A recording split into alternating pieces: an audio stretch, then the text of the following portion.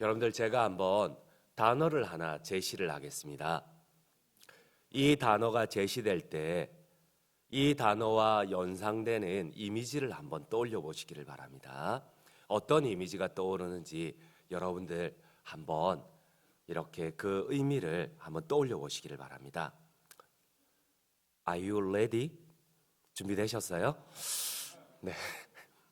여러분들 죄라는 단어 함께 떠오르는 이미지가 어떤 이미지가 떠오르세요? 대답은 안 하셔도 됩니다. 혹시 나의 본 모습이 들통날 수도 있으니까 대답은 안 하셔도 됩니다. 죄 이러면 어떤 이미지가 떠오르십니까? 아마 제가 얼마 안 되는 사역 경험이지만 여러분들이 떠올리는 것을 짐작할 수 있을 것 같아요. 살인, 도적질, 혹은 우리 중고등부 친구들 같으면 어제 저녁에 몰래 들어간 음란 사이트,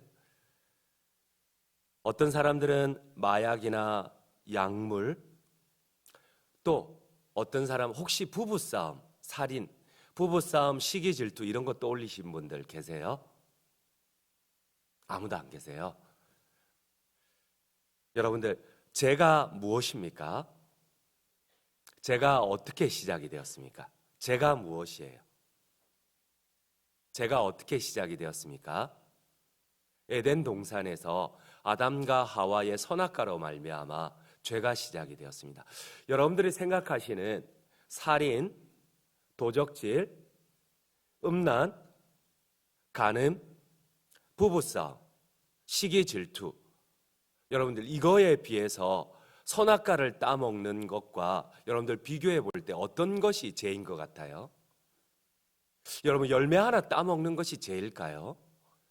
아니면 우리가 생각했던 살인이나 도적질, 간음이 죄일까요? 여러분 조금 하나님의 정의가 조금 아이러니하지 않습니까?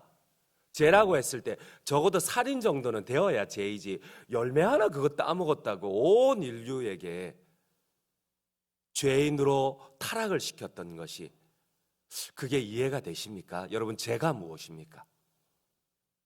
우리가 생각하는 죄와 하나님이 정의 내리는 죄의 차이점이 무엇입니까? 살인에 비하면 그 열매 하나 따먹는 게 죄라고 말할 수 있을까요?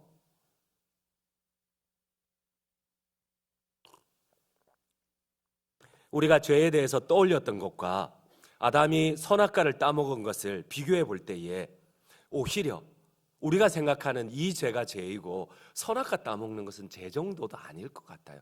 여러분 그 열매 하나 그 따먹은 게 무슨 죄예요? 그렇게 생각하지 않으세요? 사랑하는 성도 여러분, 죄가 무엇입니까? 죄가 무엇입니까? 성경이 말씀하시는 죄가 무엇입니까? 어쩌면 오늘 우리가 죄에 대해서 잘 모르는 경우가 있습니다. 교회에 나오지만 여기에 계신 저와 여러분들 역시도 죄는 살인이다. 물론 틀린 것은 아닙니다. 죄는 도적질이다. 간음이다. 틀린 것은 아닙니다. 그러나 틀렸습니다. 죄는 무엇입니까? 하나님이 말씀하시는 죄는 무엇입니까? 그래서 우리는 어쩌면 쉽게 죄를 범하면서도 하나님 앞에 이 죄가 아니다고 정당성을 부여할 때가 많습니다. 여러분 하나님이 말씀하시는 죄는 무엇입니까? 우리 한번 요한 1서 3장 말씀, 성경이 말씀하시는 죄에 대해서 같이 한번 읽도록 하겠습니다.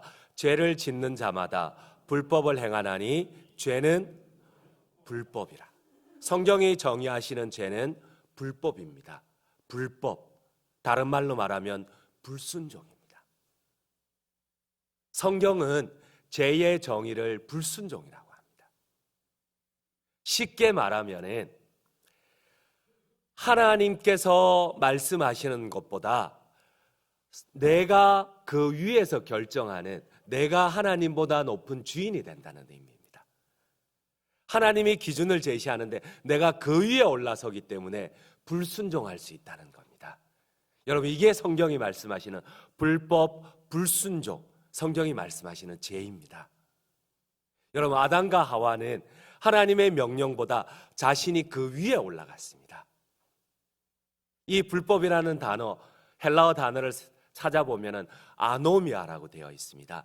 바로 불순종, 자기가 하나님 위에 있다는 겁니다. 성경이 말씀하시는 죄는 하나님보다 내가 위에 올라가는 겁니다.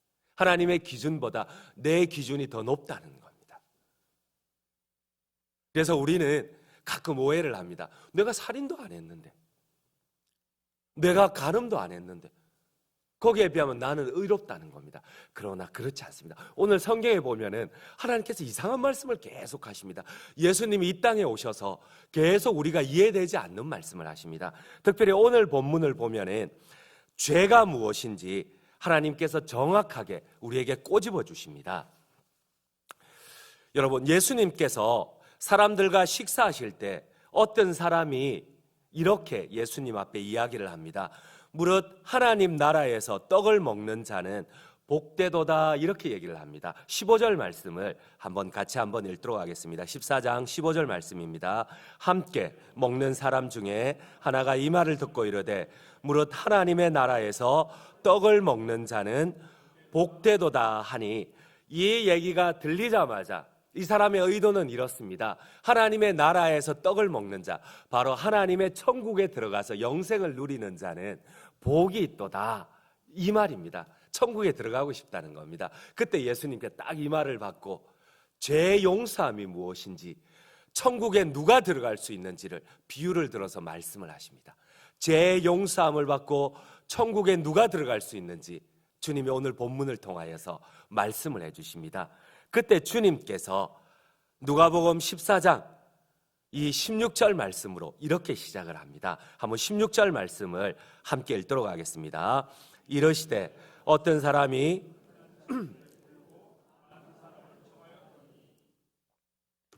우리 한번 17절 말씀도 함께 읽겠습니다. 잔치할 시각에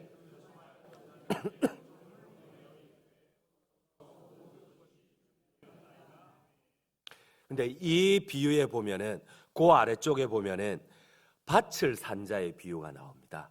소를 산 자의 비유가 나옵니다. 천국을 잔치에 비유했습니다. 그리고 주님께서는, 우리 하나님께서는 주인이 되어서 천국 잔치에 사람들을 청하였습니다. 그런데 밭을 산 사람이, 소를 산 사람이, 장가든 사람이 이렇게 얘기를 합니다. 내가 밭을 샀기 때문에 잔치에 못 가겠다는 겁니다. 소를 샀기 때문에, 그리고 마지막에는 장가들었기 때문에. 그래서 주님이 마지막에 이런 결론을 냅니다. 밭을 산 사람, 소를 산 사람, 장가든 사람은 내 잔치에 영원히 들어오지 못하리라.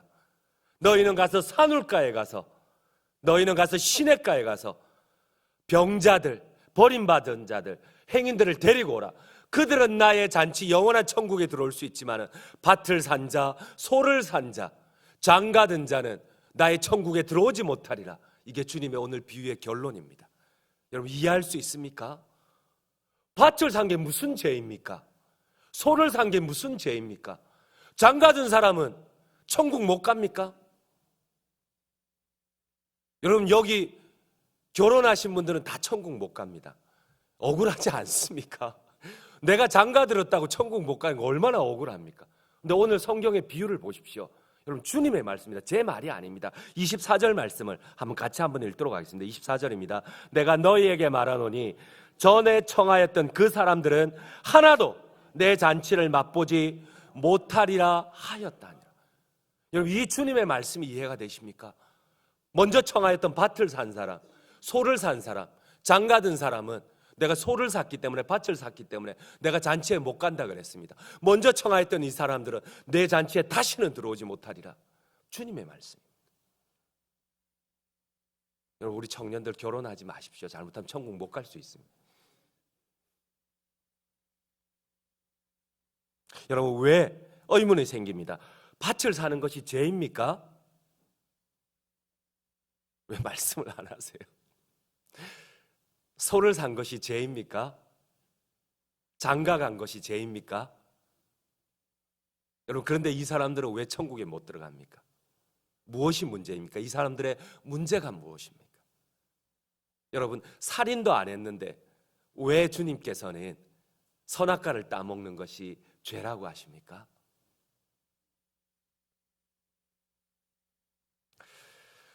밭을 산 사람, 나는 밭을 샀으니 불갑을 나가 보아야 하겠으니 청컨대 나를 용서하도록 하라. 누가복음 14장 18절 말씀입니다. 같이 한번 읽도록 하겠습니다. 다 일치하게 사양하여 한 사람은 이르되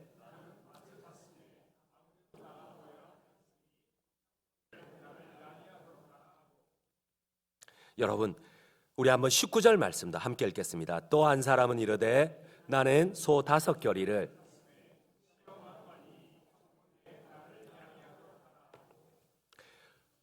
20절 말씀도 함께 읽겠습니다. 또 한 사람은 이르되 여러분, 왜 밭을 산 사람, 소를 산 사람, 장가든 사람이 결국은 천국에 들어가지 못했습니까? 주님은 오늘 이렇게 얘기를 합니다. 주인의 관심보다, 주인의 요청보다 그 사람들은 자신의 욕심이, 욕망이 더 위에 올라가 있습니다. 물론 이 다음에 한번 기회가 된다면 왜 이 사람들이 천국 잔치에 응하지 않았는지 더 상세하게 설명할 수가 있지만 새벽 예배는 너무 길게 할 수가 없어서 오늘은 그게 요점이 아니기 때문에 이 정도까지만 하겠습니다. 이 사람들은 자신의 욕망이, 자신의 기준이, 자신의 욕심이 그들을 청한 주인보다 더 높았기 때문에 그렇습니다.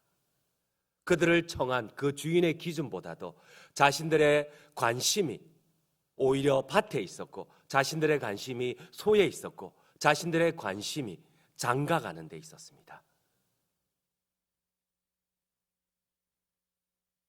여러분, 오늘 주님께서 우리에게 때로는 우리가 원치 않는 것을 요청할 때가 있습니다. 불순종이 하나님 앞에 불법이라고 하십니다. 내가 하나님의 기준보다 더 높아지는 것이 죄라고 하십니다. 물론 살인도 죄입니다. 간음도 죄입니다. 그러나 주님이 말씀하시는 원천적인 죄는 주님의 기준보다 내가 높아지는 겁니다. 내가 결정을 하는 겁니다.